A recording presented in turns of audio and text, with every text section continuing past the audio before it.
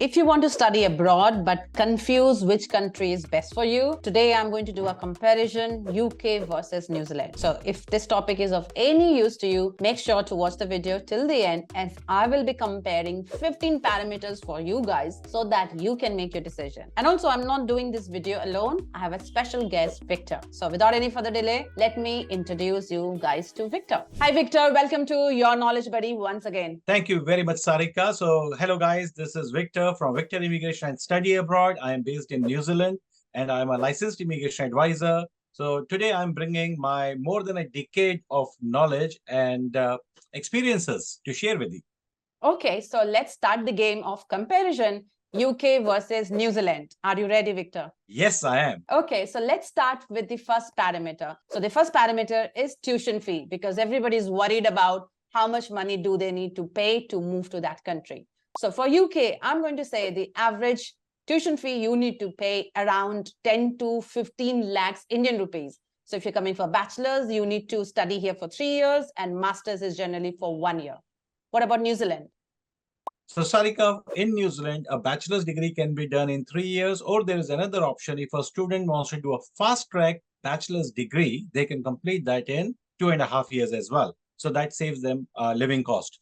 And if you talk about the fee, there are different options. So some colleges, which are very reputed, prestigious colleges, they are offering very competitive prices or tuition fees for the degree. So for first year, students are expected to pay around $22,000, which is approximately 11 lakh rupees of Indian currency.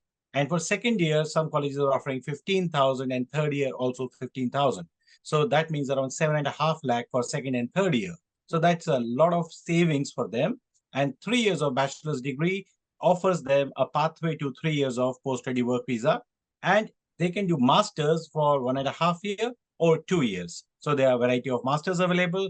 And the fee structure for a master's program per annum is approximately $22,000 per annum. So moving to the next parameter, which is about which jobs are in demand. So in the UK, if your job is in the shortage occupation list, you will be in high demand. Like if you're an engineer, if you are in IT, or if you are in medical or even construction, your chances of getting jobs, and that also with visa sponsorship job, is higher.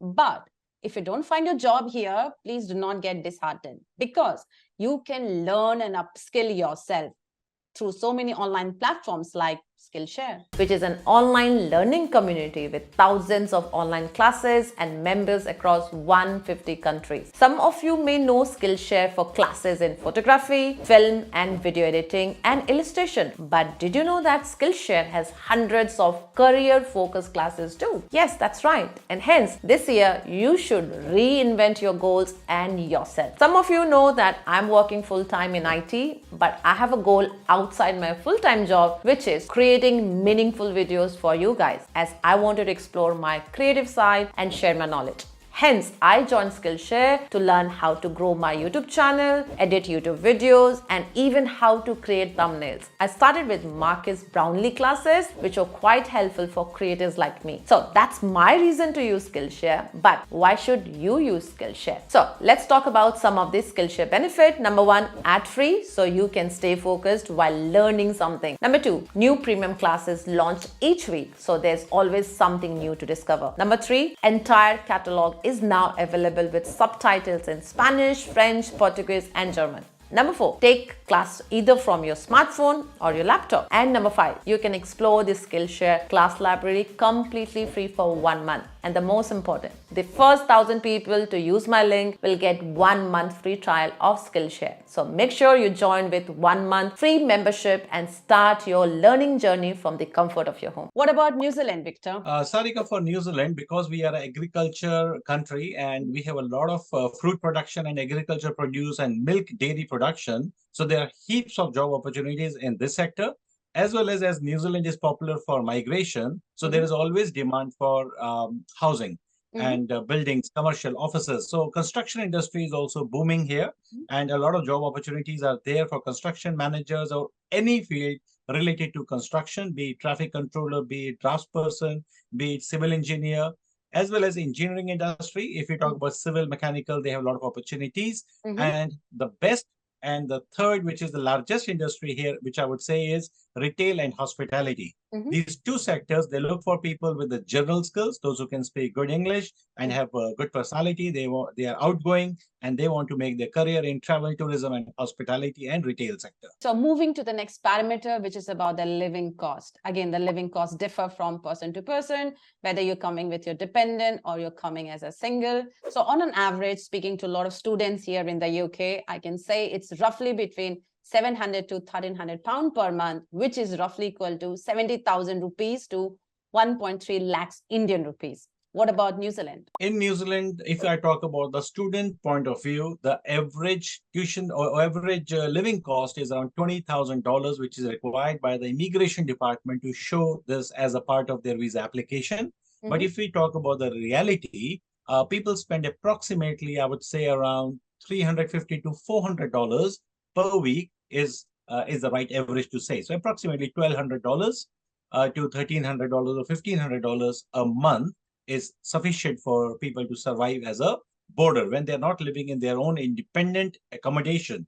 They are sharing with someone and they are sharing the food and other utilities like internet, power, etc. Now, moving to the next parameter, which is about post-study work permit. And I know this is an important factor for anyone to decide whether to move to any country, whether it's New Zealand or UK.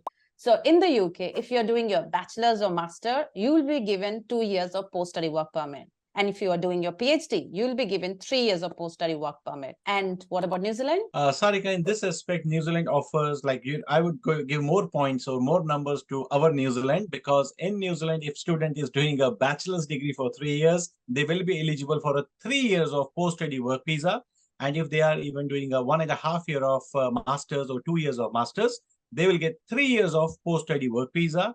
And if they are doing a PhD, they will be also eligible for a 3 year of post-study work visa. So guys, you can make your decision now, 2 years versus 3 years in New Zealand. Okay, now moving to the next one. So whenever a student moves abroad to study, their ultimate goal is to look for a permanent residency.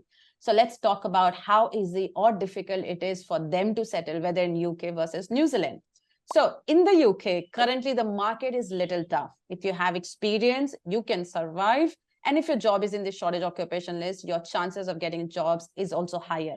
However, UK is also following points-based system, which also means that if you happen to get a job offer from a licensed sponsor and a CUS, you can settle down and you can apply for your permanent residency in 5 years. What about New Zealand? So Sarika, I have to give you give New Zealand a little bit more weightage and more points in this parameter as well, because New Zealand is one of the top countries which invites migrants as compared to UK. We are known as a migrant country, and people do get PR from offshore and onshore. So just to give you a brief idea about the PR policy, if a student comes here, a new policy is about to come. So if a student has done their class 12th and they come to New Zealand to study a bachelor's degree, and after that, if they have 3 years of New Zealand work experience, they will be straight away eligible for the New Zealand PR. Or if a student comes here to study 1.5 years to 2 years of master's degree, and after that, if they have 1 year of full-time skilled work experience in New Zealand, they will be eligible for the permanent residency. In both the conditions, they have to have a skilled job in New Zealand paying them median wage rate. So that is the basic criteria. They should be able to survive and they should be able to take care of themselves, and they should be asset to the country, not a liability. And if someone comes to New Zealand and does a PhD, and after that, if they have a job opportunity, if they have a job offer in their hand, they're straight away eligible for the permanent residency. Now, moving to the next point. I know weather is not a very important factor for anyone to decide, but I know I get questions from students. They're worried about how cold the country will be. So for UK, it's cold. It's a cold country. However, the extreme is like -5. And sometimes in the north of UK, it gets colder like Scotland or any other northern part. But generally, -5 is maximum in the UK. What about New Zealand? Sarika, most of the students, those who come to New Zealand, they like a big chunk of them, they come to Auckland, and Auckland is known as for a moderate temperature. Right. We are now entering into our summers, and that's a very happening time. And even if you talk about summers, we go around 30 degrees sometimes, but it's 30, 32. We don't get really hotter, and we don't really get really cooler. We don't see a snowfall in North Island where the Auckland is. So it means it's a very moderate sort of condition. Okay, thanks, Victor. Now moving to the next question or the parameter, which is about how many hours students are allowed to work during their part-time. So starting with the UK, as a student, you're allowed to work 20 hours per week. And during your holiday time, you can work full-time. And the moment you submit your dissertation, you can work full-time.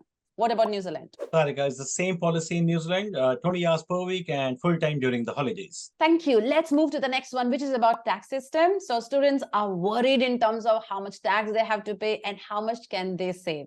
So on a high level, the average tax bracket in the UK is 20 to 40%. And I already have a detailed video on tax system. So anyone who wants to go through it, you can go through that detailed video. What about New Zealand? Most of the students, if they're earning under $14,000, they don't pay any taxes. And if they're earning between $14,000 to $48,000, then they pay around 17.5% taxes. And our tax bracket goes to 30, 33, and highest bracket is 39%. Okay, now moving to the next parameter, which is about sponsoring parents for a PR. So in the UK, your parents cannot be sponsored. They cannot come. Of course, they can come on a tourist visa or family visitor visa to visit you. But if you have a permanent residency or if you're a student, you cannot sponsor your parents to settle down with you in the UK.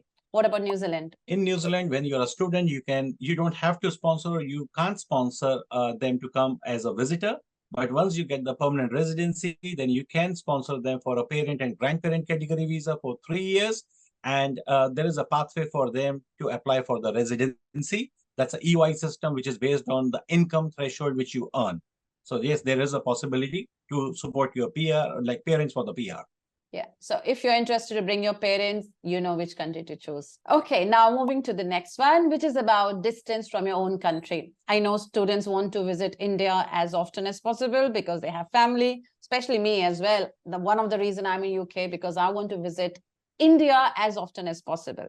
So the distance, the average distance or direct connectivity flight takes you around 8 to 9 hours if you take a direct flight. What about New Zealand?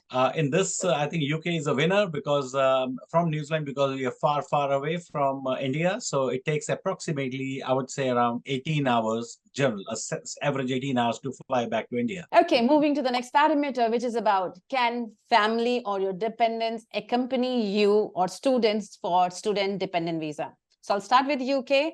So from Jan 2024, if you're doing your master's, you cannot bring your dependent, which is your partner and your children. However, if you're doing any research-based course like PhD, you can bring your dependent. And in the previous rule, bachelors were not allowed to bring your dependent. And if you bring your dependent on PhD or research-based course, they can work full-time because they get a full-time work visa.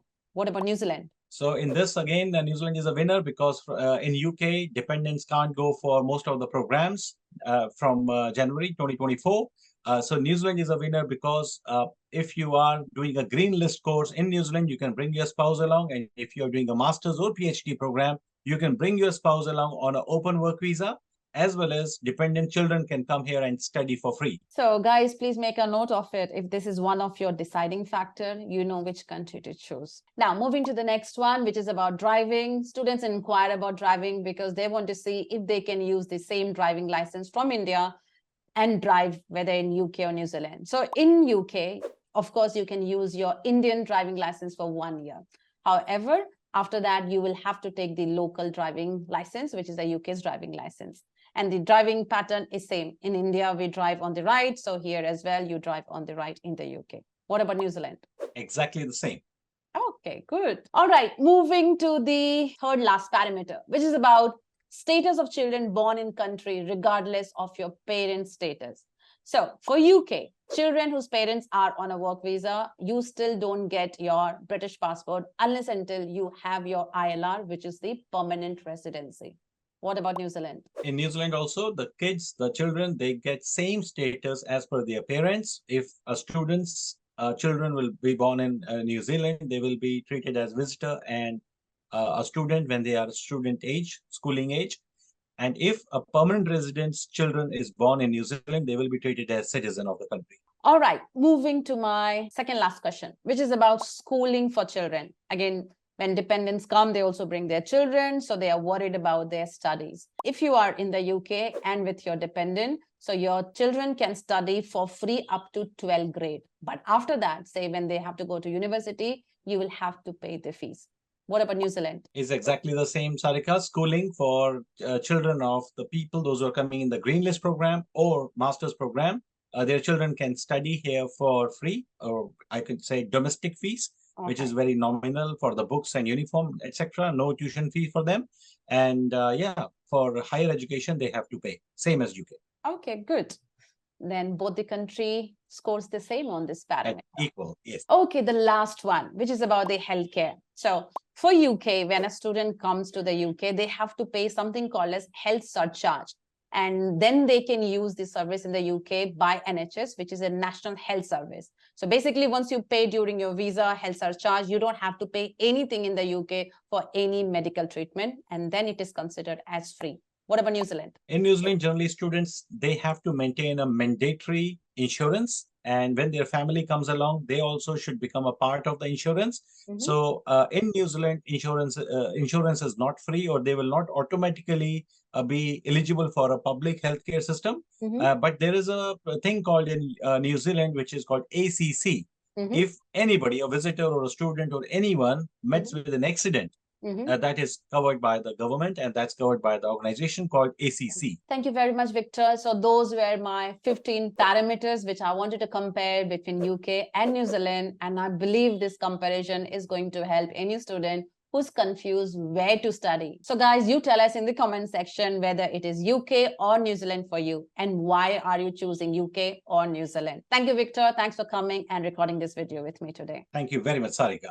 Thank you.